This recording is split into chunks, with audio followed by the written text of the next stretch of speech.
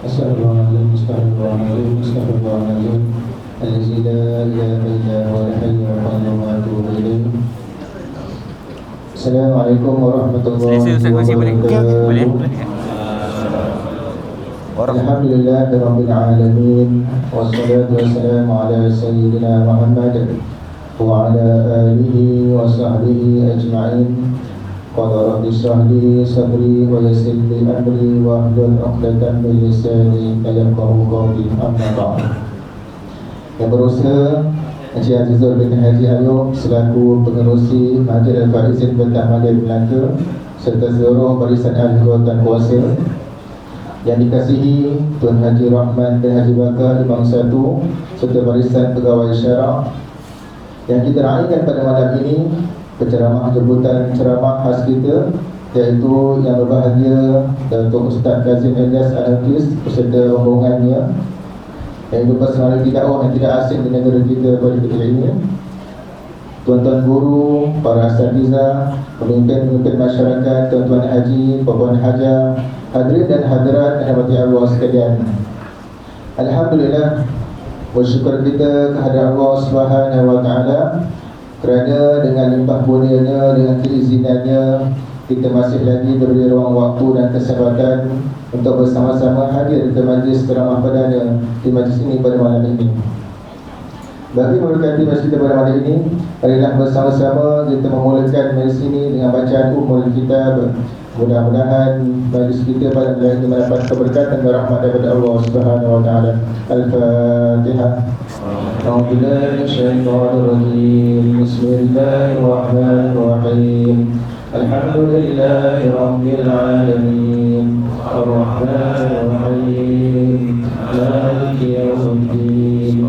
Iyyaka na'budu wa iyyaka nasta'in. Ihdinas siratal mustaqim. Siratal ladzina an'amta 'alaihim ghairil maghdubi 'alaihim waladdallin. Sebelum saya meneruskan majlis pada malam ini, pepatah mengatakan tak kenal maka tak cinta. Jadi saya mohon izin daripada jemaah sekalian untuk saya berkongsi sedikit data ringkas penceramah jemputan kita pada malam ini, iaitu Datuk Ustaz Muhammad Kazim Elias, yang ini dilahirkan pada tanggal 28 November 1972 di Kampung Empaya, Batu Kurau, daerah Selamah, Perak. Beliau merupakan anak ketujuh daripada 9 adik-beradik. Beliau mendapat pendidikan menengah di Sekolah Menengah Kebangsaan Besut di Fedah Gunung Besut 1. Beliau telah memasuki Sekolah Agama Syubaniyah Batu Kurau dan meneruskan pengajian di Mahat Tafiz Al-Quran dan Qiraat Negeri Perak di Masjid Perak, Masjid Negeri Perak. Antara pengalaman kerja beliau secara ringkasnya ialah beliau pernah berkhidmat sebagai guru di Mahat Tafiz Al-Quran Adim Tualang Sekah Malin Nawar Perak pada tahun 1993. Beliau dijemput menjadi pensyarah di Pusat Perkhidmatan Keluarga Cawangan Negeri Perak pada 1994. Beliau juga pernah dilantik menjadi Imam Masjid Al-Awliya di Jalan Kuala Kangsar, Perak pada tahun 2001. Beliau juga telah berjaya menubuhkan Pusat Pendidikan Al-Barakah pada tahun 2006 hasil sumbangan wakaf orang ramai. Bangunan ini memiliki surau, pondok moden, dewan serta beberapa ruangan lain untuk kegunaan pelajar. Antara penganugerahan yang pernah diterima oleh Datuk Ustaz Kazim adalah beliau telah menerima tokoh Ma'al Hijrah pada tahun 1437 Hijrah, peringkat negeri Perak pada tahun 2015. Selain itu, terdapat beberapa rancangan televisyen dan radio yang melibatkan penyertaan Datuk Kazim, iaitu antaranya Forum Perdana Wal Islam, Fadilah Ustaz, Halaqah Al-Kuliah dan banyak lagi. Para jemaah sekalian, Datuk ada memaklumkan, iaitu selepas saja sesi ceramah nanti, sebelum kita menunaikan solat fardu isyak berjemaah nanti, Datuk akan adakan sesi beramah mesra dan sesi bergambar bersama para jemaah yang hadir lebih kurang 15 minit. Jadi insyaAllah diharap semua jemaah dapat bertenang menunggu dan bersama sehingga selesai solat isyak nanti. Kerana pihak masjid juga ada menyediakan jamuan makan malam secara buffet di bahagian ruang belakang masjid nanti. Tapi boleh ingatkan masa lagi, mari Senin ini berbesar hati dengan ceritanya mempersilakan Yang Bahagia Datuk Ustaz Kazim alias Al-Hafiz untuk menyampaikan ceramah yang bertajuk Fitnah Akhir Zaman. Dengan segala hormatnya dipersilakan. Terima kasih. Assalamualaikum warahmatullahi wabarakatuh. Bismillahirrahmanirrahim. Alhamdulillahil qail tilka ar-rusulu faddalna ba'dahum ala ba'd minhum man kallama Allah wa rafa'a ba'dahum darajat. Shadaqallahul azim.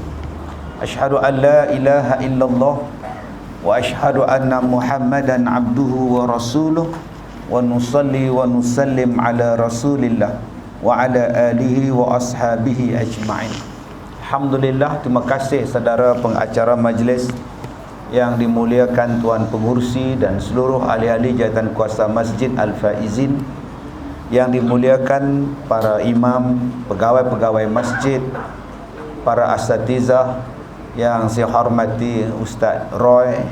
Terima kasih pada Ustaz Roy, terima kasih pada semua jemaah yang hadir pada malam ini. Mudah-mudahan semuanya diberkati, dirahmati oleh Allah Subhanahu wa taala. Alhamdulillah, seronok saya dengar pengurusi majlis sebut Ustaz Kazim akan beramah mesra 15 minit ni. Tak ada, habis ceramah saya balik tuan-tuan. Saya penat semalam pun tak hilang lagi. Malam tadi saya bergerak dari Ipoh pukul 10.30 malam. Semalam saya ada forum di Ipoh, kemudian saya gerak ke Melaka sebab pagi tadi saya ada di kamp terendak di sinilah. Sampai dekat Behrang, aksiden lori yang sangat dahsyat. Sangat dahsyat tuan-tuan. Daripada jam 11.30 sampai 4.30 pagi kami duduk tersadai di lebuh raya, tak boleh gerak, tak boleh bangun, tak boleh apa, duduk menung selagi tak dialihkan lori minyak, lori tangki trailer yang besar yang tumpah, yang aksiden, meninggal driver dia. Nak tunggu kerin, nak tunggu bomba, nak tunggu bersihkan minyak, sampailah 4.30 pagi baru boleh bergerak datang ke Simpang 4. Dan saya sampai di hotel di Simpang 4 pagi tadi 6.30 pagi tuan-tuan. Elok sembahyang subuh pun sampai. Jadi sampai sekarang tuan-tuan penat. Jadi tuan-tuan ajak berehat, ajak bergambar 15 minit tahun depan tuan-tuan ya. Doakan tak ada aksiden lagi di highway ni. Tak boleh lari dah. Tak boleh masuk dah. Tersadar di situ tuan-tuan. Memang stuck tu raya. Baik tuan-tuan yang saya hormati, tajuk kita pada malam ini ialah fitnah akhir zaman. Yang pertama, tuan-tuan jangan faham fitnah ni menuduh orang tanpa bukti. Fitnah ni banyak makna dia. Yang kita faham, engkau jangan fitnah aku, engkau jangan fitnah tu. Maknanya tuduh je. Padahal fitnah ni luas. Fitnah ni kadang-kadang dia syirik. Syirik kepada Allah tu pun fitnah juga. Wal fitnatu asyaddu minal qatl.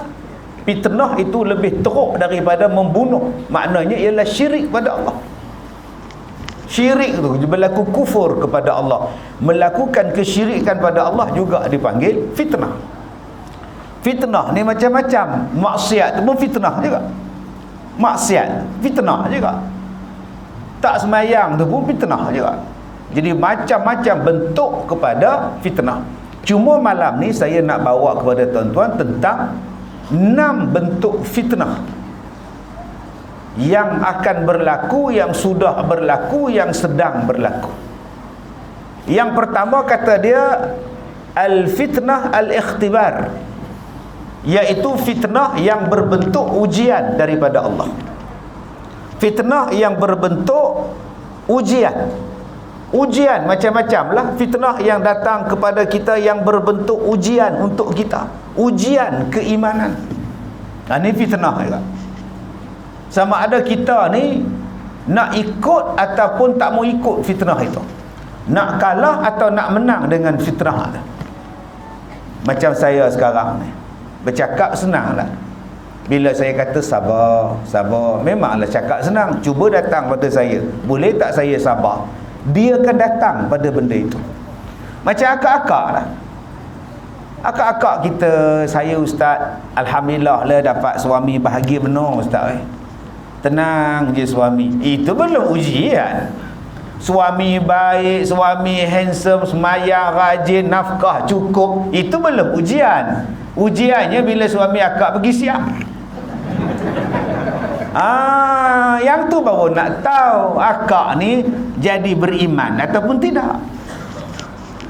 Barulah jadi beriman ataupun tidak. Masa sekarang ni memanglah elok datang belajar, elok datang semayang Jumaat, elok datang kuliah. Sebab apa? Suami yang baik bawa. Saya dengan suami, okeylah ustaz, akak alhamdulillah macam akak, kalau suami akak pergi kerja, akak yang iron kan, semua masak-masak untuk dia kan, stokin dia pun akak iron. Sebab suami akak belum balik dari siang. Cubalah suami akak balik daripada siang. Jangan kata stokin nak disereka, muka dia pun akak sereka entah. Maknanya akak dah kalah dengan al-fitnah. Sebab tu nak tengok kita ni nak beriman ataupun tidak melepasi ujian ini. Allah Ta'ala sebut dalam Quran, ahasiban nasu an yutraku an yaqulu amanna wa hum la yuftanun. Yuftanun. Apakah kamu menyangka bahawa kamu telah beriman hanya dengan kamu bercakap aku beriman pada Allah, selagi mana kamu belum yuftanun, selagi mana mereka belum diuji. Itulah makna ujian al-fitnah, sebelum diuji. Nak tengok abang-abang ni, Allah semayang sah depan, hujan datang, ribut pun datang semayang di masjid, bagus. Ujian dah sampai belum? Belum, tunggu sekejap. Al-ikhtibar akan datang pada awak. Sakit datang tak semayang? Ataupun datang ke masjid, motor hilang. Dalam banyak motor-motor orang, motor keris, pedang, semuanya ada. Motor kita pula EX5 pula yang diambil. Sejak itulah kita putus hubungan dengan masjid. Abang dah tak ke masjid ke bang? Tak payah. Motor saya hilang di masjid. Dia orang bukan nak sembahyang, mencuri. Lepas tu tak pergi dah masjid. Tak payah, menyemak dia tadi. Saya malam-malam tidur dengan motor saya. Oh sudah tuan-tuan, saya awak masuk dalam bilik dia, saya tak bawa dah ke masjid. Maknanya awak gagal. Pasal motor hilang pun awak tak ke masjid. Ujian dia akan datang. Dulu kerjanya ialah imam masjid. Tiap-tiap waktu datang, berjubah, berserban. Balik dari umrah, nama dia tak ada dekat senarai jawatan kuasa imam. Dia tengok Haji Dolah, Haji Leman, Haji Usop, Haji Yaya. Lagi sekali, Haji Leman, Haji Usop, Haji Dolah. Tak ada nama aku. Pasal? Pasal jumpa dengan pengurusi masjid. Mana nama saya? Tuan Haji, jawatan kuasa ni, buka imam lain. Terus tak datang entah. Tak datang. Bukan masjid sini, ini di Afrika. Cerita. Marah saya pula. Tak datang dah semayang dia. Sebab apa? Dia orang dah tak kenang jasa-jasa saya. Saya cakap terang-terang, saya tak datang dah masjid. 30 tahun saya jadi imam, dia orang buang macam itu je. Lepas itu abang semayang di mana? Di rumah. Jumaat pun di rumah. Oh, saya baca khutbah, saya lah imam dia. Maknanya tuan imam dah gagal. Itu ujian yang pertama, nama dia al-ikhtibar. Yang kedua dipanggil sebagai al-mihnah. Wal fitnatul mihnah. Fitnah juga bermaksud mihnah. Mihnah ni dalam bahasa kita, setiap satu orang mesti ada mihnah dia. Saya sebagai penceramah, apa mihnah saya? Mihnah saya ialah dihalang untuk berceramah. Itu mihnah. Adik-beradik tohmah lah. Lalu dengar macam tu lah. Kena gam. Itu biasa. Tak payah kita nak bising lah, saya kena gam. Tak payah, lantak entan. Dah dipanggil sebagai mihnah. Kalau awak menjadi seorang pendakwah, apa cabaran awak? Cabaran awak ialah nombor satu, yasudduna an sabilillah. Akan ada orang yang menghalang awak. Itu nama dia apa? Mihnah. Enjoy saja. Kalaulah kita hari ni tuan-tuan berceramah siang malam pagi petang, tak ada siapa pun halang kita. Cek balik ceramah kamu. Kamu mesti menyorok ilmu.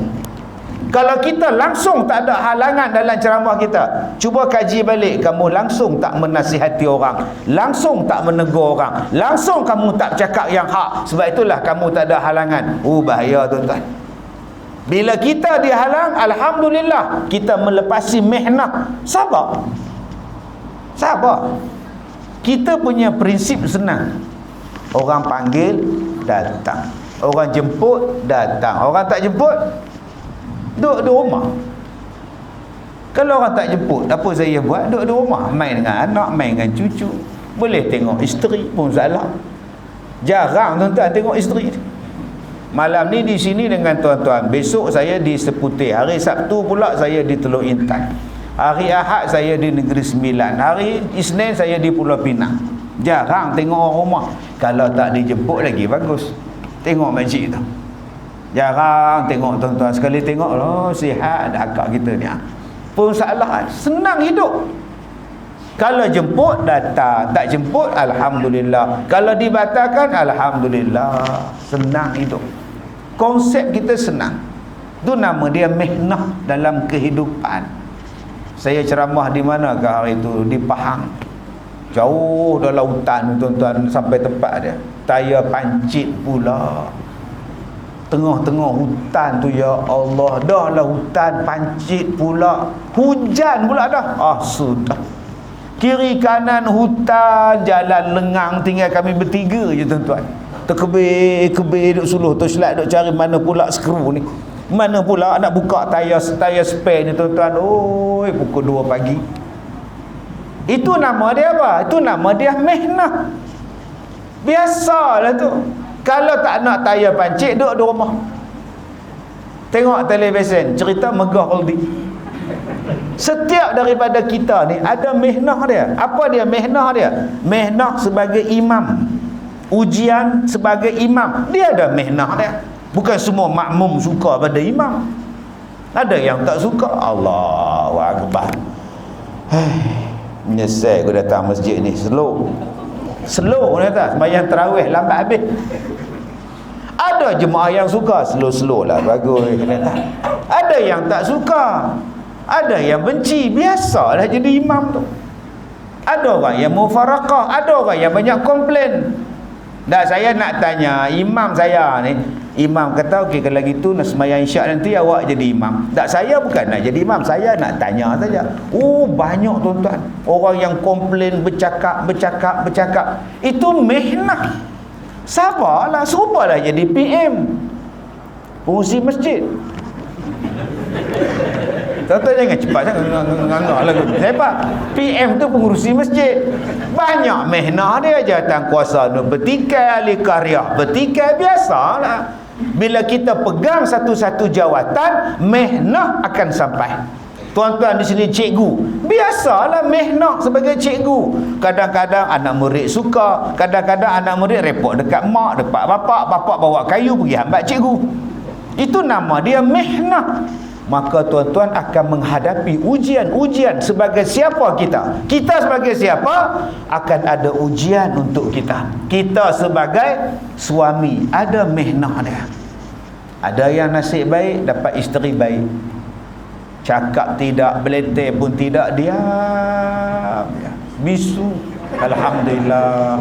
Ada yang nasib kurang baik sikit dapat isteri kuat beleteh. Allah, dalam masjid pun beleteh. Baliklah abang. Astaghfirullahalazim. Yang dipanggil balik tu imam, mendono tu imam tu balik tuan-tuan. Malang sungguh nasib tu imam dapat isteri kuat beleteh. Sabarlah. Kita sebagai suami akan berhadapan dengan mihnah dalam keluarga. Nak cari rezeki, nak cari perbelanjaan mencukupi, tanggungjawab kita. Serupa itulah kau mihnah. Dapat suami sega.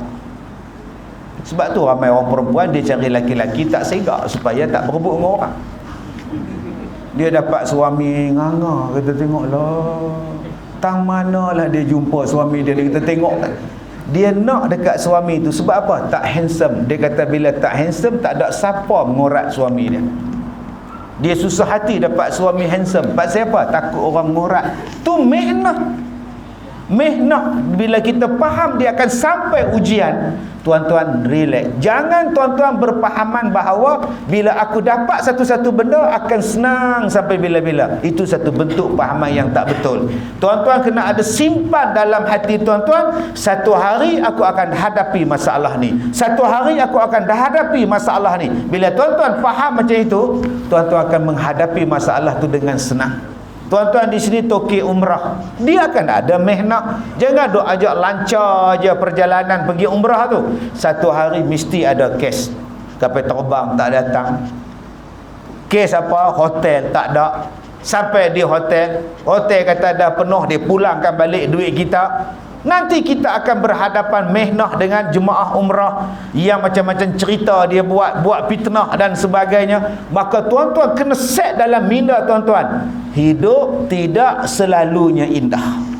Pasti akan datang satu masalah. Bila ada masalah, tuan-tuan betul-betul hadapi.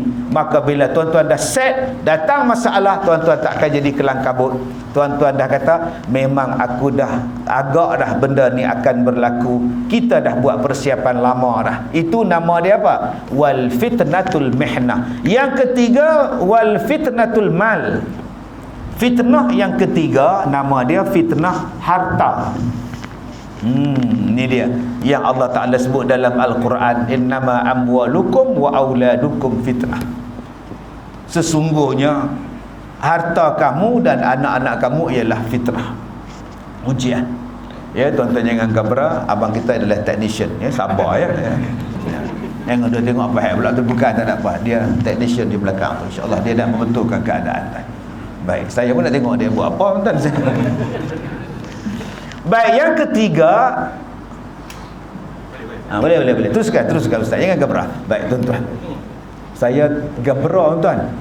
Macam-macam pengalaman saya ni waktu saya ceramah. Ada yang datang daripada jauh, rupanya nak warning saya. Dia langkah orang, main duduk sebelah saya, main nak penampar saya. Wah, ada juga. Okey, ada juga jenis macam itu. Ada yang langkah orang, apa yang pula pakcik ni? Rupanya nak bersalam. Astagfirullahalazim. Duduklah pakcik kan saya bersalam. Macam-macam jenis, tuan-tuan. Abang kita ni melangkah orang, rupanya nak letak mikrofon. Baik, tuan-tuan yang saya hormati. Nombor 3, fitnah harta.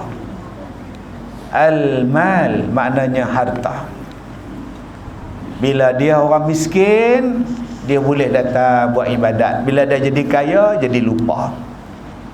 Ada orang yang meletakkan harta macam Tuhan untuk dia. Ada orang yang hidup dia cinta kepada harta.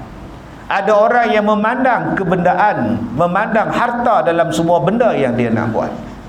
Ada orang yang meletakkan diri dia lebih mulia daripada orang lain sebab dia ada harta. Ada orang yang merasakan bahawa orang lain semua tu tak ada nilai pada dia sebab miskin. Aku ada harta. Fitnah ini akan sampai kepada kita. Sehinggalah bila tak ada harta pun dia jadi fitnah. Berapa banyak orang, tuan-tuan, yang tak ada harta, yang jadi miskin, sanggup murtad, janji boleh makan. Ada orang yang sanggup buat macam-macam, sampailah menggadai agama dia sendiri, janji dia dapat wang. Ini nama dia fitnah. Yang ini pun akan datang di akhir zaman. Yang keempat dipanggil apa? Wal fitnatul aulad. Fitnah yang datang daripada anak-anak. Anak-anak akan datang ujian untuk kita. Di akhir zaman, musuh kita siapa? Musuh kita ialah anak. Anak yang kita lahirkan, anak itulah yang bunuh mak dia. Anak yang kita besarkan, anak itulah yang tikam bapak dia, potong kepala bapak dia.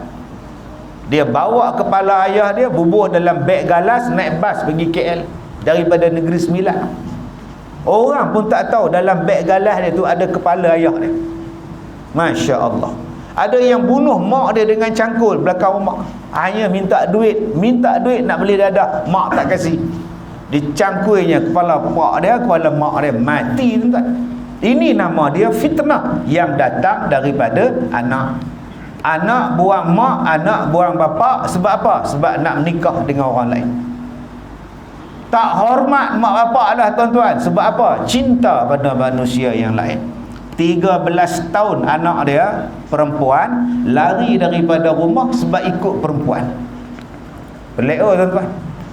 Dia kata, ustaz ni anak saya, gambar dia dah 13 tahun anak saya lari daripada rumah. Saya nak minta ustaz buat sembahyang hajat. Saya tanya dekat dia, dia pergi ke mana? Tak tahu. Yang saya tahu dia ikut perempuan. Anak perempuan. Ya, yang dia ikut perempuan juga ustaz. Lah. Perempuan tu macam jantan ke? Saya tanya. Ya. Tomboy ustaz, pengkit. Anak dia perempuan ikut pengkit, lari daripada rumah 13 tahun. Saya agak anak perempuan dia dah mengandung dah sekarang tuan-tuan.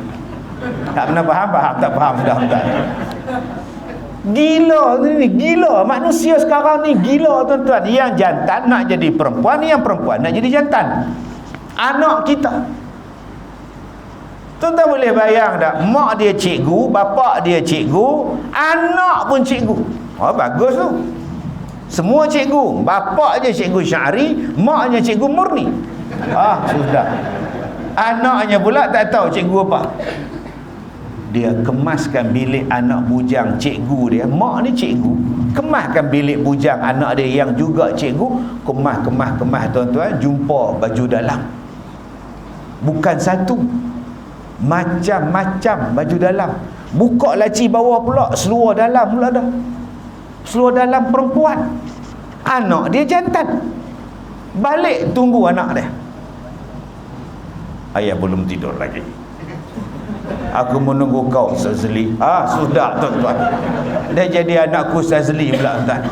Rupanya anak dia siang nama dia Rosli, malam nama Rus. Tak pernah faham? Tak faham sudah. Malam jadi pondan tuan-tuan. Oi, 6 harakat nganga tu tuan-tuan ni. Ustaz, makcik tak tahulah apalah nak luri anak makcik ni, dia jantan elok ustaz tapi dia nak jadi perempuan. Saya tak tahulah ustaz. Suami dia diam. Ini yang dikatakan fitnah di akhir zaman. Dia akan berlaku kepada kita dan sekarang sedang berlaku pada anak-anak kita. Jaga-jaga. Yang seterusnya fitnah di akhir zaman itu apa? Wal fitnatul kufr. Fitnah yang berbentuk kekufuran. Kekufuran ini akan nampak cantik di mata kita. Dan kita rasa seronok melihat perbuatan-perbuatan kufur ini. Cuba tuan-tuan tengok hari ini ada orang Islam yang seronok berpakaian Santa Claus. Pakai jubah tak benar. Pakai serban tak benar. Pakai kepiah tak benar. Semayang pun tak pakai kepiah. Mai hari Santa Claus, dia pakai Santa Claus anak beranak dia. Kata dia. Apa kamu ni? Kamu jadi lagu mana? Dia pula yang sibuk duk hias pokok. Mai hari raya orang lain dia sibuk hias pokok.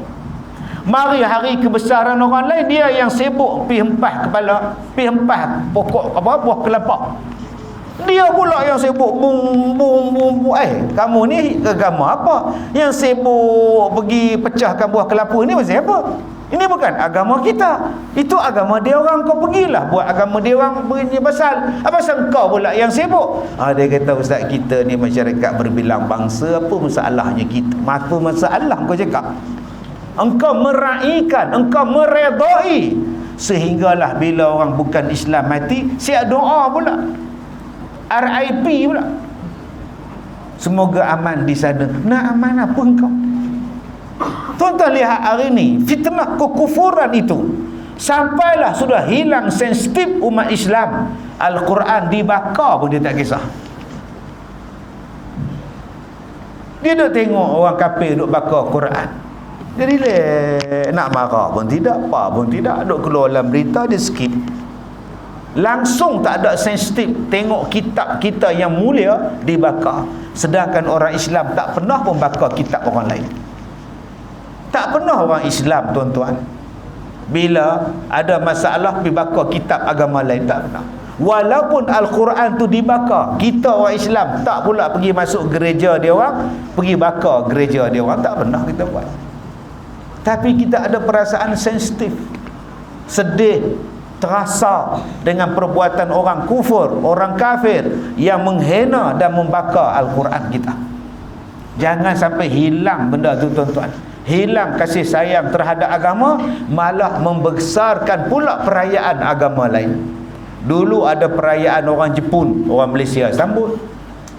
Ada perayaan memuja hantu, orang kita sambut pula. Tak kena mengena dengan kita. Bila si Isra' Mi'raj bid'ah. Pelik kan? Yang perayaan merayakan hantu Jepun Omori kan kejadah mana-mana. Sambut pula.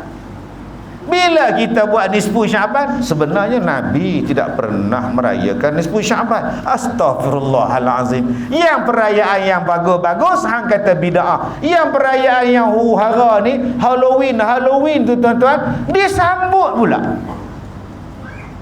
Saya tak boleh bayang tuan-tuan, nanti orang Islam akan buat perayaan Halloween pula, pakai jadi hantu, malam jadi hantu, tu imam jadi hantu, bertaring sembahyang Allahu Akbar.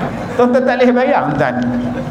Dia akan jadi benda biasa. Bila benda tu dah dibuat selalu, lama-lama dia akan jadi biasa. Dulu-dulu kita jarang sambut hari jadi dengan potong kek, bakar lilin, tiup lilin. Sekarang kalau tak tiup lilin tak meriah. Dia jadi satu kebiasaan. Asal sambut hari jadi, tiup lilin. Asal tiup lilin, hari jadi. Dulu jarang tuan-tuan. Dulu kita tak ambil tahu pun. Tapi bila tu disemarakkan dalam masyarakat, dia jadi fitnah. Lama-lama kita pula yang lebih-lebih daripada mereka. Mereka pun tak sambut perayaan mereka lebih-lebih. Kita pula orang Melayu pula yang berlebih-lebihan menyambut perayaan mereka ni tuan-tuan. Yang seterusnya tuan-tuan, yang keenam, fitnah al-ikhtilafun nas. Fitnah yang keenam kata dia ialah fitnah yang berlakunya perselisihan pendapat bil araq. Perselisihan pendapat yang melibatkan para ulama. Ini dia di akhir zaman. Perselisihan manusia yang berpunca daripada ulama yang bawa. Ini fitnah akhir zaman. Dulu kita semayang subuh tak ada apa. Allahumma hdina fiman hadait. Amin amin. Tahun 60-an boleh baca, tahun 70-an boleh baca, tahun 80-an boleh baca, tahun 90-an baca qunut, mai 2000-an yang baca tu mula petikai dah. Ada ke Nabi baca qunut? Mana datang ni? Oh sudah. Dulu kita pergi kubur, elok je baca doa di kubur pada si mati. Siap telkin lagi. Sekarang balik. Nabi tak pernah buat. Gaduh pula. Dulu kita buat tahlil la ilaha illallah. Sekarang jangan tuan-tuan. Mana ada Nabi buat? Udah tak buat pula. Dan akhirnya masyarakat kita telah berpecah.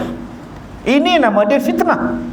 Sebab tu Ibnu Arabi kata ini fitnah yang besar ni di akhir zaman. Fitnah yang berlaku kepada manusia berpunca daripada perselisihan orang alim yang membawa perselisihan itu di dalam masyarakat.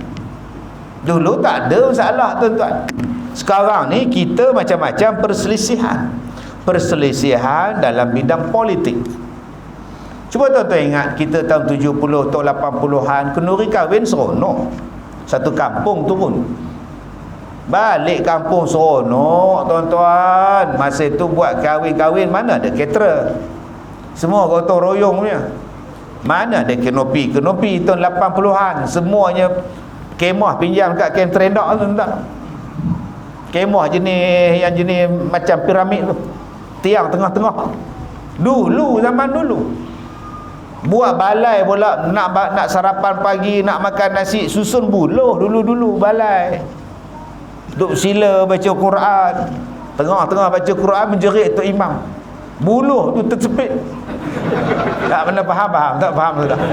Orang yang zaman kita je tu haji yang faham benda ni. Anak-anak muda tercepit apa gila macam ustaz, kau duduk diam kau tak tahu. Dulu.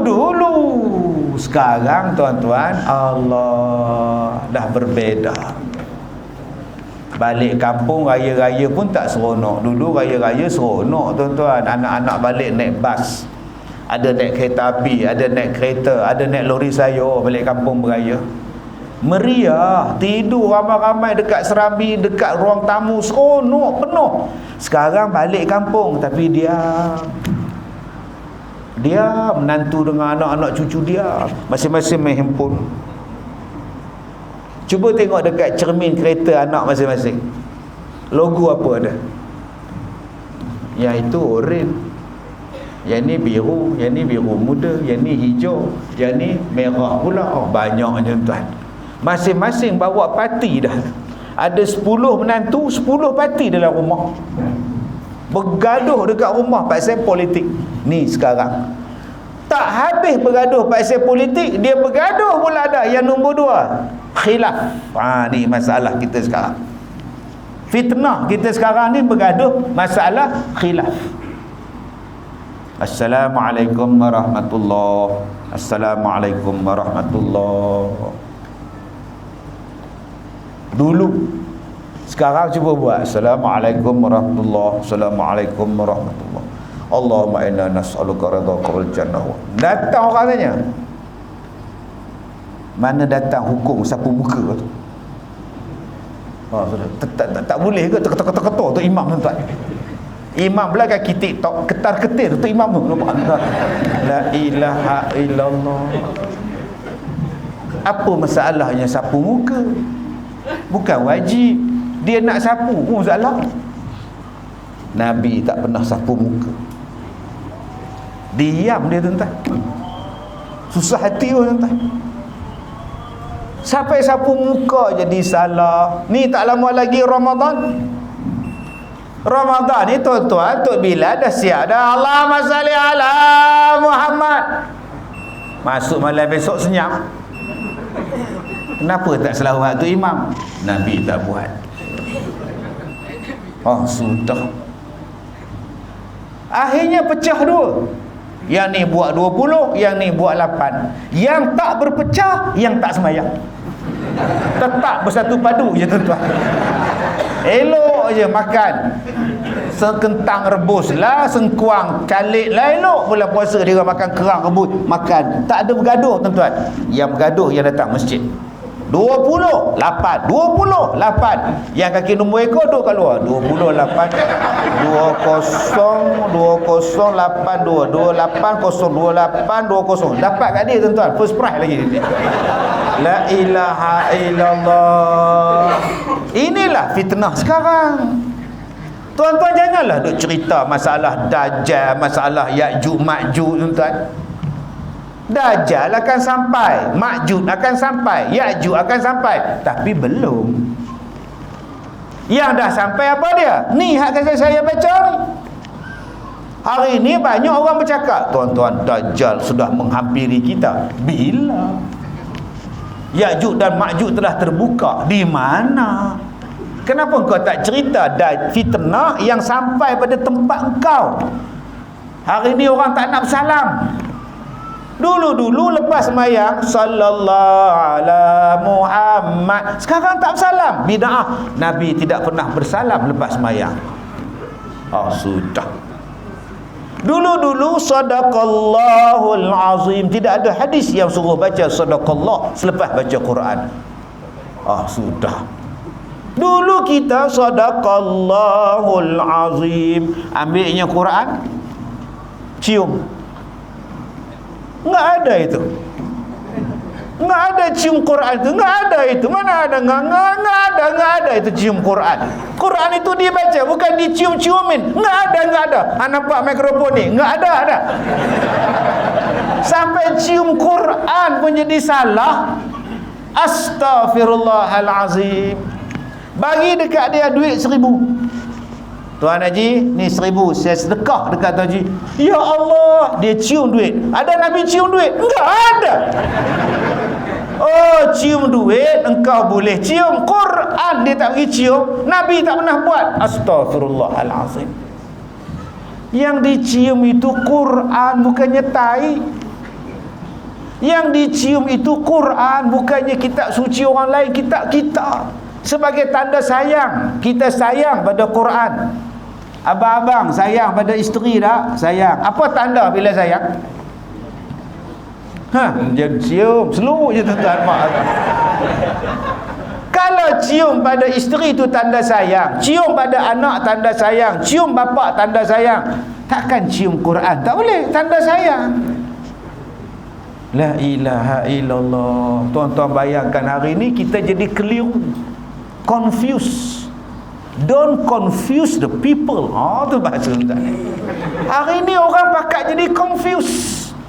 Usalli, Nabi tak pernah baca usalli. Terus Allahu Akbar. Habis itu kalau saya baca usalli, enggak ada itu. La ilaha illallah. Sebab apa jadi macam itu? Baik, tuan-tuan yang saya hormati, masalah Dajjal, masalah Ya'juj dan Ma'juj itu kita cerita lain kali. Dia ada turutan itu. Lan taqumas sa'ah hatta tarawna qablaha 10 ayat. Tidak akan berlaku kiamat sehinggalah ditunjukkan 10 tanda. Fadzakara ad-dukhan. Maka Nabi sebut yang pertamanya ialah asap. Asap akan keluar. Nombor 1 Nabi sebut dalam hadis sahih ni, yang akan keluar asap. Tetapi susunan yang keluar dalam real bukan asap. Nabi sebut je satu. Tapi mana dulu yang keluar? Ya'juj, Ma'juj atau Dajjal? Mana dulu yang keluar? Matahari terbit daripada sebelah barat ataupun api yang akan terbit daripada negara Yaman? Ini hadis ulama-ulama susun. Sebab saya duk dengar ceramah, ada penceramah daripada luar negara, dia sebut Ya'juj dan Ma'juj telah pun keluar. Ya'juj dan Ma'juj telah pun keluar, tuan-tuan. Dah buka satu negara dah. Tuan-tuan, dalam ulama-ulama membahaskan tentang Ya'juj dan Ma'juj, Ya'juj dan Ma'juj akan muncul selepas matinya Dajjal. Dajjal terbit dulu. Nabi Isa bunuh Dajjal tu, baru terbit Ya'juj dan Ma'juj. Kalau kau kata Ya'juj dan Ma'juj dah terbit sekarang, Dajjalnya di mana? Nabi Isa-nya di mana? Jangan bagi confuse masyarakat. Kita hari ni tuan-tuan dengar cerita, sampai ada yang kata tembok Iskandar Zulkarnain, tembok Zulkarnain tu tembok besar Cina. Tuan-tuan tahu tak, tembok besar Cina itulah tembok Zulkarnain. Itulah tembok Ya'juj dan Ma'juj. Eleh kau. Apa barang lah tembok Ya'juj dan Ma'juj ni? Apa barang, tuan-tuan, kalau tembok besar Cina tu? Tuan-tuan, tembok besar Cina tu, saya panjat, tuan-tuan, saya naik, saya berjalan atas dia. Saya berjalan, relax, jalan, saya jogging lagi. Tiba-tiba ada satu orang tua, badan dia kecil, tua. Dia berlari, tuan-tuan. Saya tengok dia, yang aku ni tak bernafas panjat, hang boleh berlari. Hebat betul, hebat apek ni. Saya tengok dia, tuan-tuan. Saya kejar dia tak boleh. Saya hamba kerja dia sampai dekat stop dekat di atas tu, tempat dia berhenti tu. Saya jumpa dia, relax. Saya tanya umur berapa? Oi, 70 lain, boleh berlari apa ni? Kuat betul. Tapi dalam Quran sebut tembok Ya'juj dan Ma'juj tak boleh ditembusi. Ya'juj dan Ma'juj yang begitu kuat tak boleh lepas. Kalau tembok besar Cina tu Tara Abang dia boleh jogging, tuan-tuan. Takkan tembok besar Cina tu tembok Ya'juj dan Ma'juj. Tak munasabah, Sarawak pun tidak, tuan-tuan. Apa ni? Janganlah kita hari ni pergi kata tembok besar Cina tu tembok Ya'juj dan Ma'juj. Cuma tuan-tuan kena tadabbur. Berkali-kali saya cakap pada tuan-tuan, tadabbur. Okey. Ada banyak benda dalam Quran yang Allah cerita tapi kita tak jumpa. Sebab Allah belum tunjukkan lagi. Salah satunya ialah tembok Ya'juj dan Ma'juj. Tolong bagi tahu dekat kita, besar mana tembok ini sampai Ya'juj dan Ma'juj tak boleh lompat keluar, sampai tak boleh tembus, sampai tak boleh gali ke bawah ataupun naik tangga di atas. Besar mana, tuan-tuan? Takkan dia orang tak nak guna tangga untuk panjat tembok? Takkan dia orang tak boleh sambung tangga untuk panjat tembok dah beribu-ribu tahun? Mesti tembok dia sangat hebat. Ada yang kata tembok dan Ya'juj dan Ma'juj ada dekat Armenia dengan Azerbaijan. Ada satu gunung yang disusun macam besi. Tuan-tuan boleh panjat lah. Everest pun boleh panjat. Gunung Everest pun boleh panjat. Takkan tembok Ya'juj dan Ma'juj tak boleh Ya'juj dan Ma'juj panjat beribu-ribu tahun? Maknanya temboknya sangat hebat, temboknya sangat kukuh, temboknya sangat tinggi, temboknya sangat besar, sampai makhluk yang hebat macam Ya'juj dan Ma'juj pun tak boleh panjat. Itu jawapan dia. Di mana tembok tu, Ustaz? Itulah ilmu Tuhan yang kita tak tahu. Tunggu saatnya Ya'juj dan Ma'juj akan keluar, dia makan semua manusia, dia hancurkan semua manusia. Yang selamatnya hanyalah sekumpulan daripada pengikut Nabi Isa dan Nabi Isa. Duduk dekat Palestin tuan-tuan. Dalam hadis dia sebut, sehinggalah Nabi Isa ni tadah tangan, ya Allah, tolonglah kami ya Allah, kami tak ada siapa dah. Ya'juj dan Ma'juj ni terlalu ramai. Laut yang dia lalu jadi kering, tasik yang dia minum jadi kering, punya ramainya, punya ganahnya. Allah Ta'ala hantarkan burung macam burung ababil, mampuskan segala Ya'juj dan Ma'juj. Jadi janganlah kita kata Ya'juj dan Ma'juj tu dah keluar. Janganlah bagi keliru orang. Hadis ada, kitab ada. Cakap berpandukan kepada hadis, pandukan pada kitab. Sebelum Ya'juj dan Ma'juj terbit, datang dulu Dajjal, datang Imam Mahdi, datang Nabi Isa. Bila Ya'juj dan Ma'juj ni tuan-tuan dah mati sekaliannya, bangkai Ya'juj dan Ma'juj terlalu banyak. Nak tanam tak boleh, terlalu ramai. Apa nak buat? Lagi sekali Nabi Isa tadah tangan, ya Allah selesaikanlah, ya Allah tolonglah kami, ya Allah, bangkai ni nak buat macam mana ni? Allah Ta'ala turunkan hujan, bawa segala ni, bawa ke laut, mampu segalanya. Maka hidup amanlah manusia di bawah pemerintahan Nabi Isa beberapa lama sebelum datangnya dukhan, sebelum datangnya asap mematikan orang-orang yang beriman, dan tinggal hanya orang-orang kafir sahaja. Dan asap itulah dipanggil dukhan, yang mematikan orang yang beriman, yang tinggal dalam dunia orang tak ada iman. Jadi janganlah kata jerbu tu dukhan. Kan dulu kita ni ada jerbu. Inilah tanda-tanda kiamat. Jerbu. Yang jerbunya Malaysia dengan Indonesia aja. Mereka tak jerbu. Kejadah apa tanda kiamatnya? Itu orang tanam pokok, tebang pokok, tanam pokok, tebang hutan. Itu pencemaran alam, bukannya dukhan. Itu tanda-tanda kasih sayang kita dengan jiran tetangga. Dia orang menghantar asap, kita menghantar bomba. Itulah kerjasama. Anda faham? Tak faham sudah. Dia menghantar asap, kita hantar bomba padam. Itulah kebaikan dia. Asap dalam hadis ini, dalam ayat Quran ada surah Ad-Dukhan. Faltaqib yauma ta'tis sama bidukhanin mubin. Tunggu, langit akan mendatangkan asap. Yauma ta'tis sama bidukhanin mubin. Asap tu datang daripada langit, bukan asap tu datang daripada bumi. Jerbu, asap tu datang daripada bumi. So dia bukan dukhan. Jadi tuan-tuan, saya tak nak ulas yang 10 tanda-tanda kiamat yang besar tu. Yang tu Ustaz Roy kena panggil lagi sekali. Kita buat ceramah lagi sekali, cerita satu persatu, turutan demi turutan tentang tanda-tanda kiamat. Yang saya nak cerita di sini ialah fitnah yang sekarang sedang menimpa kita. Yang saya sebutkan 6 perkara tadi. Al-ikhtibar, mihnah, al-mal, aulad. Yang ni yang sedang menimpa kita, fitnah kufr. Dan yang ketiga, yang keenamnya ialah fitnah perselisihan pendapat yang membawa perpecahan ke dalam umat. Yang ni yang perlu kita selesaikan. Okey Ustaz, macam mana nak selesaikan perselisihan pendapat yang membawa perpecahan? Jawapannya ialah balik pada asal. Baik, kenapa kita di tanah Melayu tak ada bergaduh?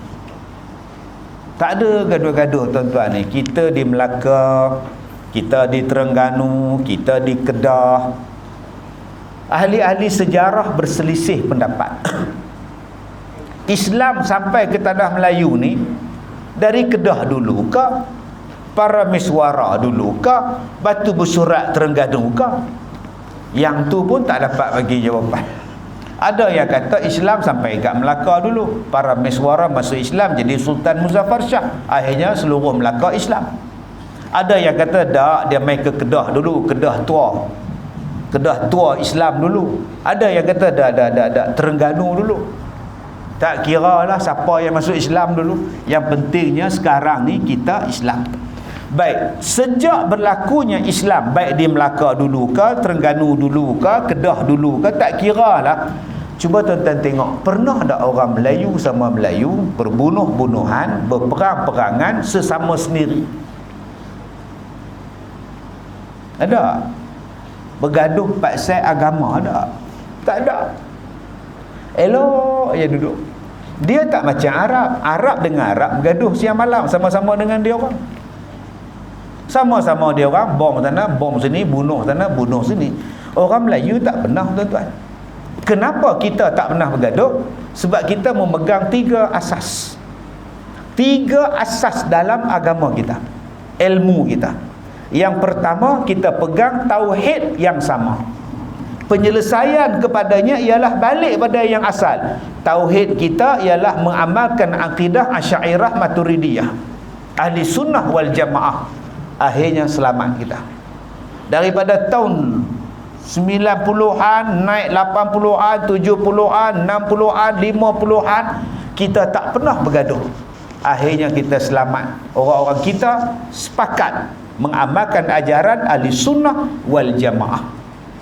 Kita tak kata Allah duduk di atas arasy, kita tak kata. Kita tak kata Allah ada tangan, kita tak kata. Allah ada kuasa. Allah dengan kemuliaannya bersemayam di atas arasy pada kedudukan yang tinggi, bukan duduk cokoh macam saya ni.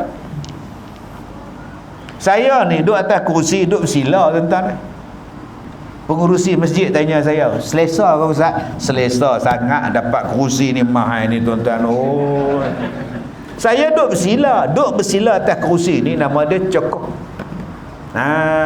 Duk cokoh. Tuan-tuan ingat Tuhan ni duk cokoh tengok kita? Tak, Tuhan bukan macam tu, duk tengok orang bertamalim buat apa. Ustaz Kazim ceramah, pusing pula sana pula, oh Selat Melaka. Tuan-tuan ingat Tuhan macam tu bukan? Duk di atas, duk tengok kita. Oh, bukan macam itu. Kita tak macam itu. Fahaman kita jelas. Allah tidak sama dengan makhluk. Laisa kamitslihi syai'un. Sebab itu kita satu. Nombor 2, fiqh. Kita mengamalkan ajaran mazhab Asy-Syafi'i. Selesai masalah. Laki bini pegang batal air sembahyang. Selesai masalah. Sentuh tak ada lapik suami isteri batal. Mazhab Syafi'i kata batal. Selesai masalah. Tak pernah bergaduh. Beratus-ratus tahun kita mengamalkan Syafi'i. Sebelum sembahyang usalli, silakan. Tak bergaduh. Dan bila datangnya kepada kita akhlak, bila datangnya kepada kita tasawuf, bila datangnya pelajaran, kita mengamalkan Imam Ghazali dalam bidang tasawuf dan sebagainya. Akhirnya tuan-tuan, kita hidup aman. Maka nak jadi aman macam dulu balik kepada asal yang ini. Kita duduk di sini, kita uruf di Malaysia, uruf di Melaka, mengamalkan 3 benda ini, maka aman. Okey, salah ke mengamalkan mazhab Syafi'i? Tak salah, silakan. Baik. Macam mana nak selesaikan masalah ni? Balik kepada ilmu. Bila ada ilmu, tak bergaduh. Contohnya apa?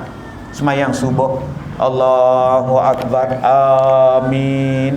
Kemudian baca ayat Quran, rukuk. Lepas rukuk, kita i'tidal. Sami'allahu liman hamidah. Terus imam sujud, Allahu Akbar. Makmum pun sujud rakaat kedua. Dia tak baca qunut. Ada makmum bising? Tak bising. Pasal apa tak bising? Sebab makmum faham bacaan qunut ketika sembahyang subuh hanyalah sunat. Imam baca, kami tadah tangan. Imam tak baca, kami sujud. Kita faham. Inilah ilmu. Tuan-tuan pergi Mekah, ada tuan-tuan komplain tu imam tu tak kunut. Imam kunut. Kunut apa tu imam kata? Elok pula tuan-tuan pergi umrah. Sebab apa? Sebab kita makmum, kita orang Melaka, kita faham. Engkau tak baca kunut sunat semayang subuh sah, lagi kau buatlah sujud sahwi pun salah. Tapi masalahnya ustaz, dia tak buat sahwi ustaz. Tak buat sahwi pun sah. Lapang sungguh hati orang kita.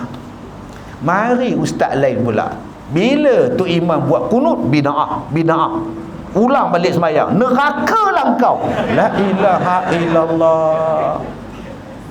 Yang tak faham bukan kita, yang tak faham dia orang ni yang bawa masalah. Kita kalau imam baca kunut, amin, amin. Kita kalau imam tak baca kunut, kita sujud. Simple. Tapi mereka yang bawa satu ketegasan, baca kunut, enggak ada itu. Nabi enggak ada itu. Engkau enggak ada apa engkau? Tuan-tuan yang saya hormati, tuan-tuan yang saya muliakan, kita ni baca hadis, dan hadis bukan satu. Saya ulang balik, kita ni ambil hukum daripada Quran, kita ambil hukum daripada hadis. Hadis bukan satu, hadis banyak. Quran satu, hadis banyak.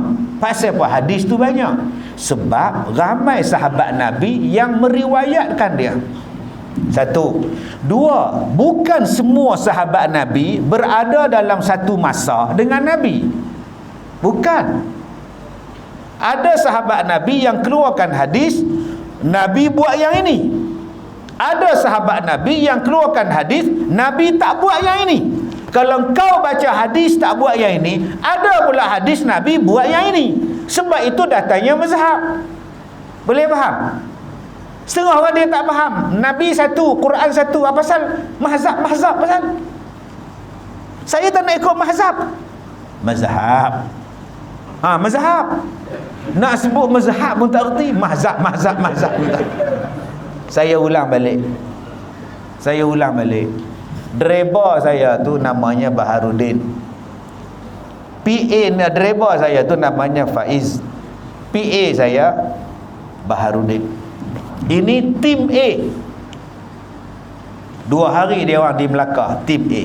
Besok saya di Ipoh, pukul 10 saya ada ceramah. Tengah hari saya baca khutbah Jumaat. Petang saya buat rakaman TV. Malam besok saya di Siputih, di Perak. Tim lain pula datang. PA-nya Ustaz Hasan, drivernya pula Isa. Yang saya buat kepada Baharudin dengan Faiz, kadang-kadang tak sama apa yang saya buat dengan Hasan dan Isa. Isa dan Hasan keluarkan cerita, Ustaz Kazim buat macam ni lah. Mai Baharudin pula, Ustaz Kazim buat macam ni lah. Sebab tu yang ni aku tak ikut, Nabi buat yang itu. Yang ni aku ikut, Nabi buat macam ini. Itu hadis. Maka datang kita yang kemudian daripada ini, janganlah hanya tengok Bak Isa dengan Ustaz Hasan sahaja. Hang tengoklah pula hadis Badarudin dengan Faiz. Compare lah. Akhirnya kau dapatlah jawapan. Oh, mazhab ini ikut yang ini, Syafi'i ikut yang ini. Boleh ikut tak? Boleh ikut. Walaupun dua-dua ni nampak macam berbeza, tetapi datang daripada sumber yang satu, namanya Nabi Muhammad. Contohnya apa? Nabi Muhammad satu hari dia berjalan dengan sahabat-sahabat dalam 30 orang, rombongan yang kecil. Nabi Muhammad terjatuh daripada kuda dia. Nabi Muhammad sakit bahagian ni. Maka Nabi pun pergi semayang. Bila Nabi semayang, Nabi duduk. Pasal Nabi sakit, Nabi duduk. Kemudian Nabi suruh sahabat-sahabat Nabi semayang duduk. Nabi jadi imam duduk, makmum sahabat Nabi duduk. Kemudian tak berapa lama selepas itu Nabi sakit lagi. Di akhir hayat Rasulullah, Nabi jadi imam. Nabi duduk. Bila sahabat nak duduk, Nabi kata, "Engkau orang bangun. Aku seorang duduk, engkau orang berdiri." Allahu Akbar. Yang imam duduk, makmum kena duduk, dipegang oleh Hambali.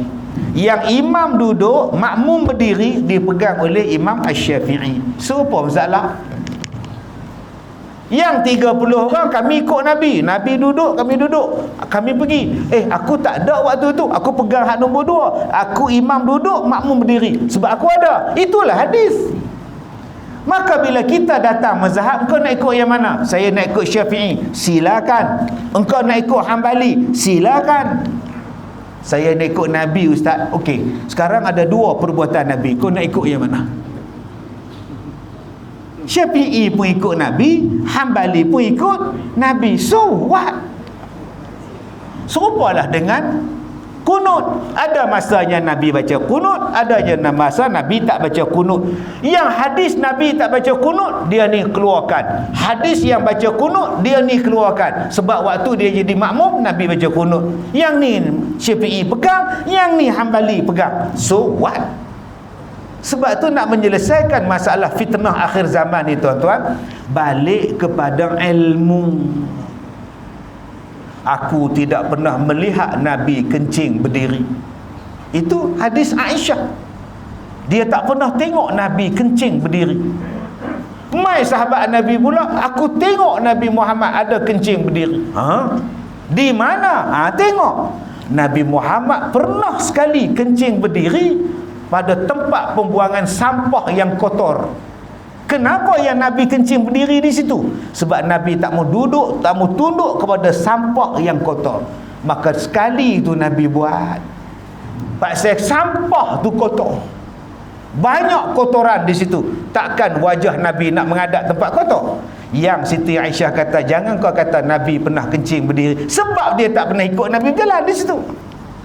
Kalau kita faham. Tapi bukanlah tuan-tuan kena kencing berdiri di tempat yang elok. Yang di RNR tu elok. Yang tuan-tuan kata berdiri bersepak. Pergi kencing dekat tandas. Mangkuk tandas elok. Kepiah tak tinggal. Siap berbual lagi. Dari mana? Astagfirullahaladzim. Pergilah duduk. Ni hak Nabi buat tadi tu tempat kotor. Janganlah tunduk pada tempat pembuangan sampah. Itu Nabi ajar. Inilah bentuk mazhab. Jadi kalau kita faham tentang ilmu, menghormati ilmu, senang fitnah. Dan kebetulan kita ada di Malaysia. Di Malaysia mengamalkan mazhab Syafi'i. Hormatlah uruf orang di Malaysia. Amalkanlah Syafi'i. Selesai masalah. Tapi sayang tuan-tuan, hari ini saya lihat makin merebak. Sebab kita yang mengaji, yang dengar ceramah tak ada ilmu. Nabi tidak pernah baca usolli. Jangan baca usolli. Maka hari ini pun kita Allahu Akbar. Bagi kita yang ada ilmu, tak baca pun tak apa, sunat. Tapi kalau baca dapat pahala, sebab menetapkan pendirian. Tapi bagi orang yang belajar, dia tak gaduh. Allahu Akbar, dia tak gaduh. Usolli fardhan Aisyah, dia tak gaduh sebab dia ada ilmu. Yang tak ada ilmu yang gaduh. Usolli, mana ada Nabi usolli? Bid'ah, kau bid'ah. Orang ni tak ada ilmu. Sebab apa tak ada ilmu? Sebab dia tak faham makna sembahyang. Apa makna sembahyang? Beberapa perbuatan yang dimulai daripada takbiratul ihram disudahi dengan salam. Itu makna sembahyang. Sembahyang itu dimulai dengan takbiratul ihram. Maknanya sebelum takbiratul ihram belum dikira sembahyang. Jadi bila nak takbiratul ihramnya, berdiri tegak, Allahu Akbar. Itu sembahyang. Maka sebelum daripada itu, engkau buat ke, engkau tak buat ke, tak menjejahkan sembahyang kau. Usolli fardal maghribi salasa rakaat. Belum lagi sembahyang tu. Sebab tu dia boleh berhenti. Dia tegur orang sebelah, duduk elok. Usolli fardal Allah, lempak. Dia boleh tegur anak dia, jangan bising, ayah nak sembahyang. Usolli, kan ayah cakap tadi jangan bising. Usolli fardal maghrib, Allahu Akbar. Bila dah takbiratul ihram tak boleh cakap dah. Jangan tengah baca Fatihah bismillah, jangan cakap bismillah. Yang tu dah rosak dah. Sebab dah semayang. Maknanya sebelum semayang, tuan-tuan nak buat apa? Buatlah. Sebelum angkat takbir tu, salli. Tak apa. Nak korek hidung, tak apa. Sebelum semayang, korek, pum, kena tu imam. Allah, tak apa. Yang bila dah angkat takbir, tuan-tuan korek. Korek pergi tengok pula entah ni. Tak boleh lah. Faham yang itu. Jadi ucapan usalli itu bila? Sebelum takbir. Sebelum takbiratul ihram tak apa. Di mana salahnya? Tak salah. Usalli fardal maghrib. Kenapa awak usalli? Sebab saya nak menyatakan bahawa saya nak semayang. Dengan saya menyatakan itu tetap pendirian saya. Kalau kita tak sebut, kadang-kadang hati memang tak tetap. Allah, maghrib apanya, isyak, Allah. Sebab tu adanya semayang isyak disebut menetapkan hati. Dan berakhirnya bila? Berakhirnya dengan salam. Assalamualaikum warahmatullahi. Assalamualaikum warahmatullahi. Dah habis semayang. Allahumma inna nas'aluka ridhaka. Tak apalah, dah habis semayang. Sapu muka pun tak apa dah. Yang tak betulnya Allahu akbar, bismillahirrahmanirrahim, alhamdulillahi rabbil alamin. Yang tu baru salah. Kalau ada tu imam buat macam tu, angkat dia tok keluar. Senang je, simple aja. Engkau memahami makna, maka engkau boleh faham. Kau boleh faham. Tak payah kita nak gaduh-gaduh. Ustaz, dia sapu muka ustaz waktu semayang. Dia sapu tu selepas salam ke sebelum? Dia sapu salam, dia sapu muka tu dah habis salam. Kalau itu tak ada hal, pulang kat dia. Nak sapu apa pun tak apa.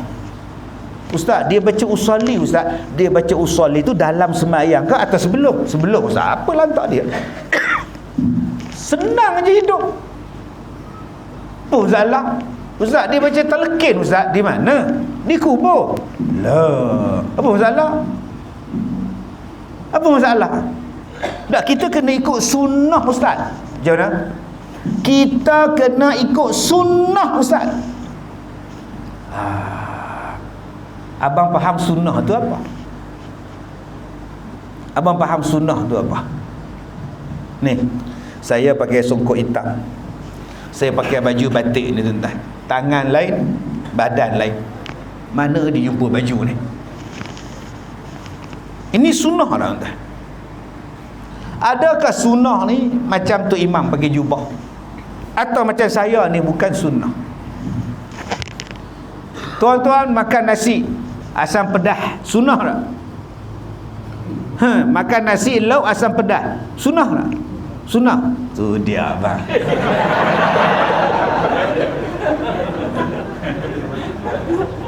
Nabi pernah makan asam pedas.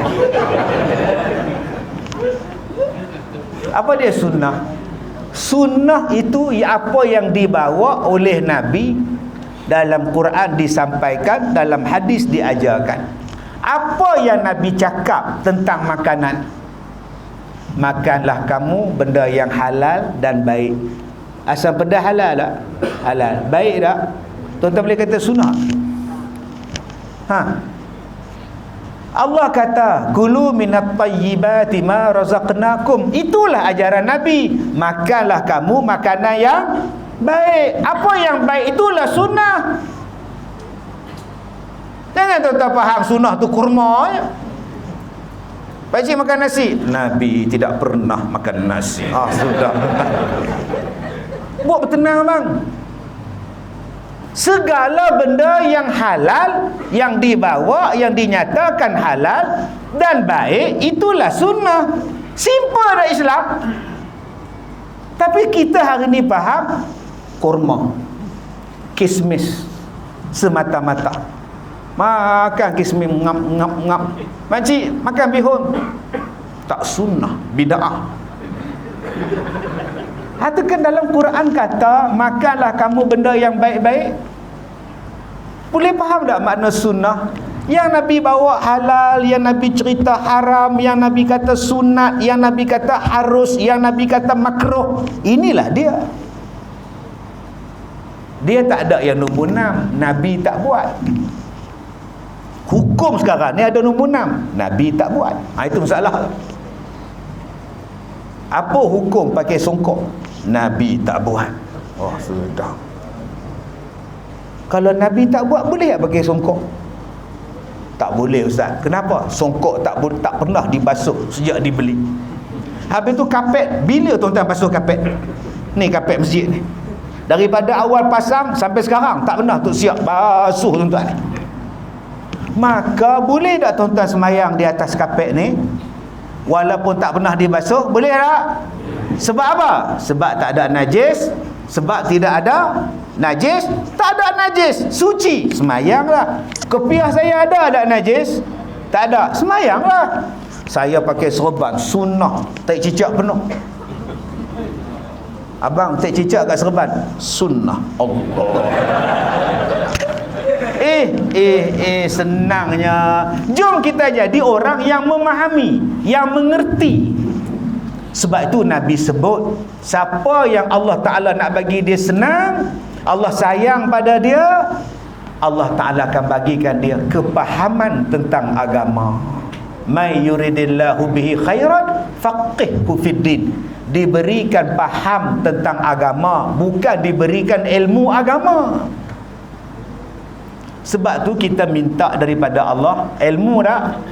Kita minta ada doa daripada Allah ilmu. Ustaz Roy mesti tahu doa tu. Ilman nafi'an. Ada tak kita minta, ya Allah berikanlah aku ilmu? Tak. Nabi ajar ilman nafi'a. Ya Allah, kau kurniakanlah aku ilmu yang bermanfaat pada aku.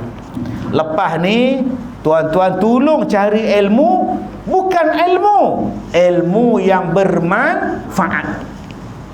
Faham betul-betul. Sebab ada orang kata, ni awak makan apa? Saya makan nasi, saya makan ikan, saya makan daging. Oh, bukan sunnah. Ikan halal tak? Halal. Daging ni sembelih tau. Daging apa ni? Daging lembu, halal. Nasi halal tak? Halal. Bukankah Allah Ta'ala sebut dalam Quran, makanlah kamu yang halal? Inilah sunnah. Cuma yang datang makanan Rasulullah, kurma lah apa semua tu, silakan. Janganlah kita hanya nampak sunnah tang situ saja. Macam saya lah, khudhu zinatakum inda kulli masjid. Pakailah perhiasan, pakaian yang cantik-cantik bila masuk dalam masjid. Saya pakai songkok. Songkok ni saya beli daripada Singapura ni. Import ni.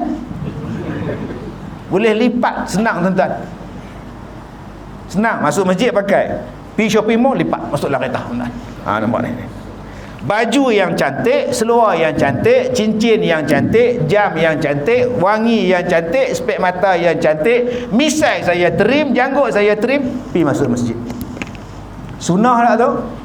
Sunnah lah tu. Allah kata pakailah yang cantik-cantik bila masuk dalam masjid. Tuan-tuan sini pakai baju Melayu, pakai sampin, pakai songkok, butang pula. Butang baju aku mana pak? 4-5 butang dek. Sunnah lah tu. Tapi Ustaz, saya nak ikut Nabi. Macam mana tu bang? Saya nak pakai jubah. Busuk ya Allah. Dah sebulan tak basuh jubah. Sah semayang, tapi busuk. Sunnah Nabi bukan. Bila dia duduk sebelah kita tu, Allah, kita aduh. Menangkap kepala nampak. Itu bukan sunnah. Pakailah jubah tapi cantik, wangi, bersih. Itulah sunnah. Pakailah baju kemeja cantik, bersih. Itulah sunnah. Terpulanglah pada tuan-tuan.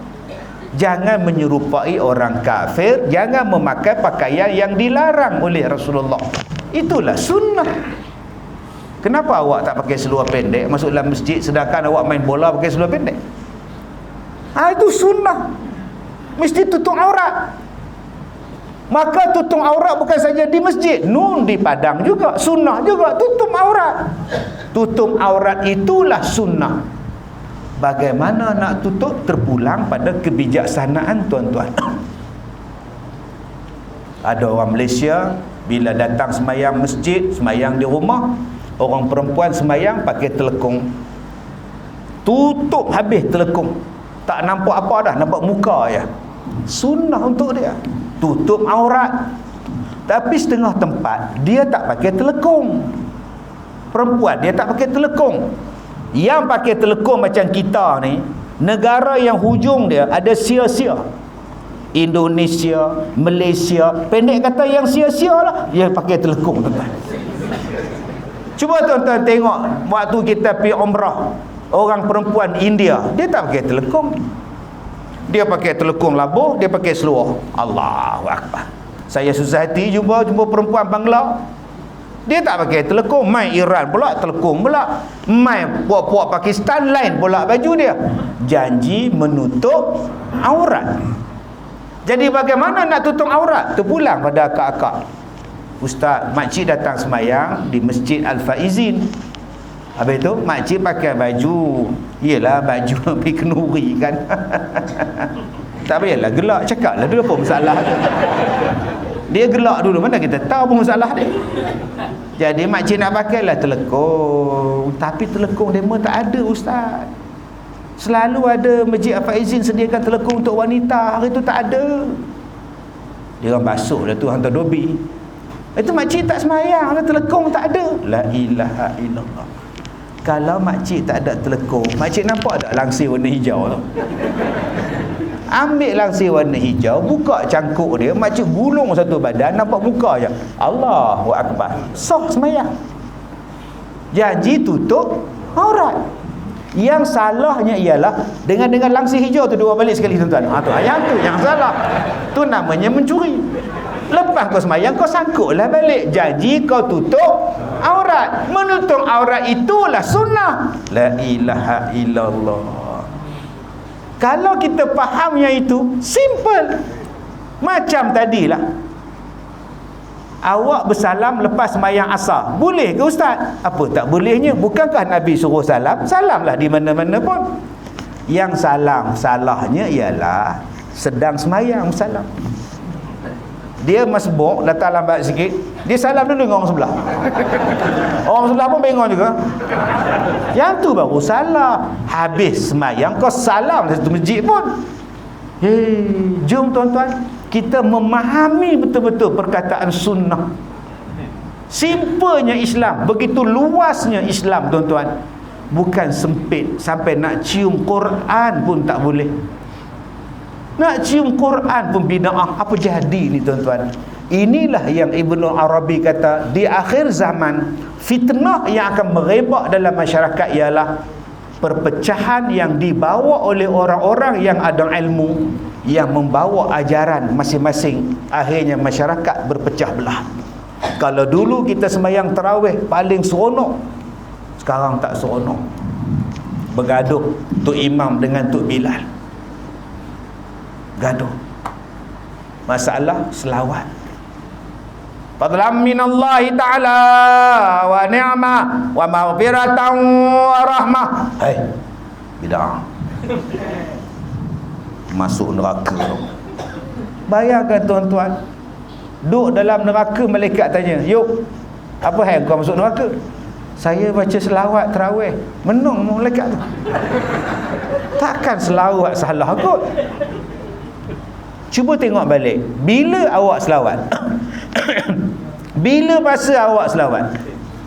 Selepas habis semayang tarawih.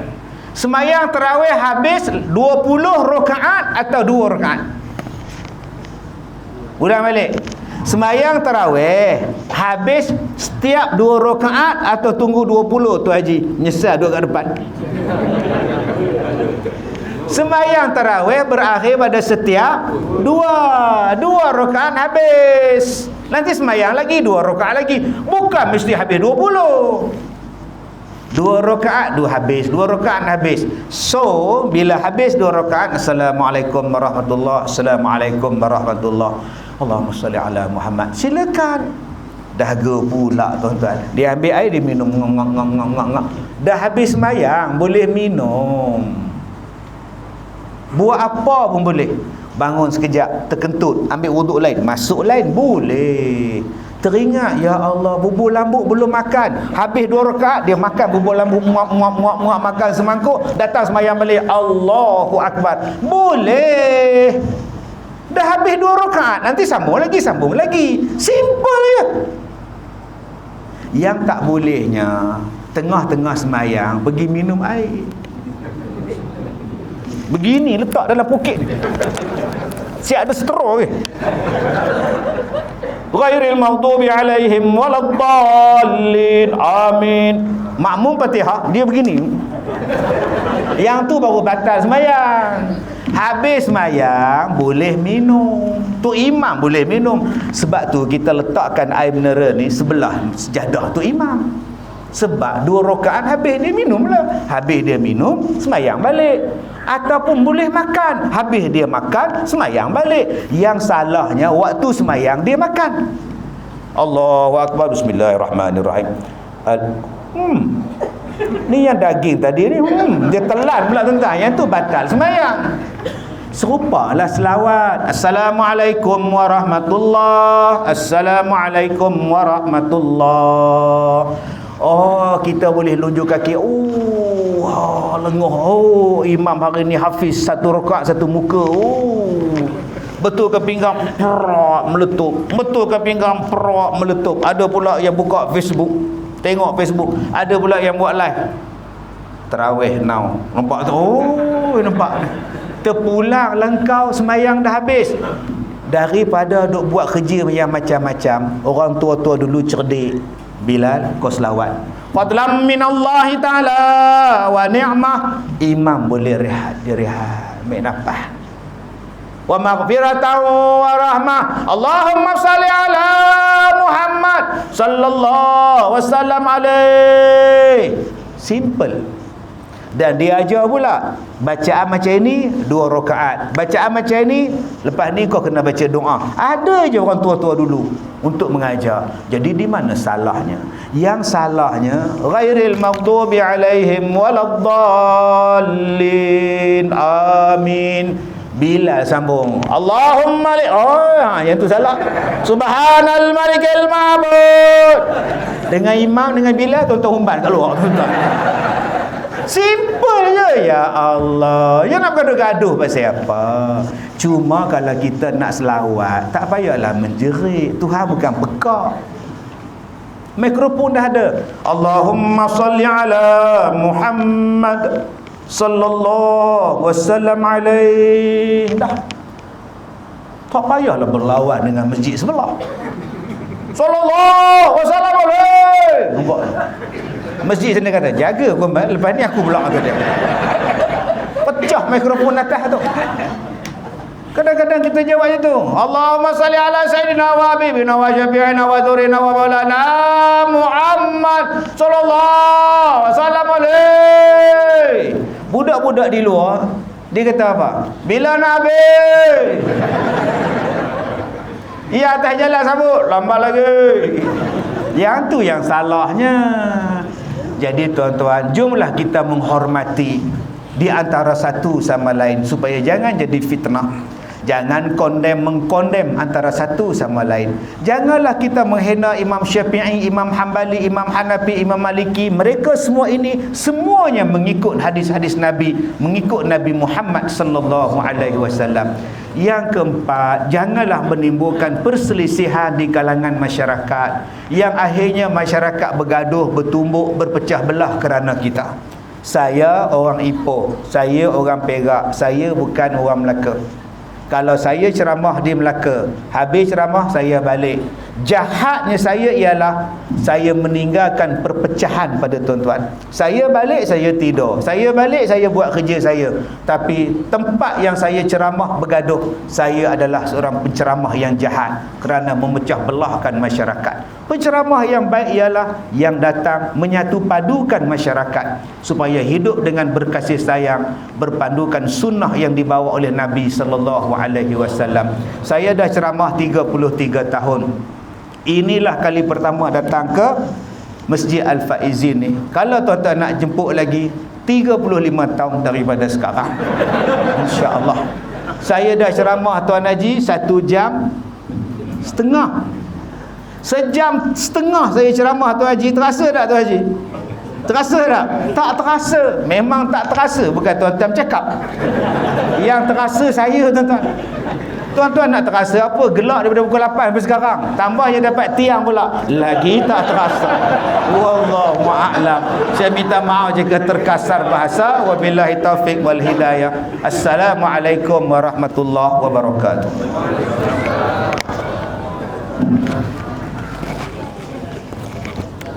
Waalaikumsalam warahmatullahi wabarakatuh.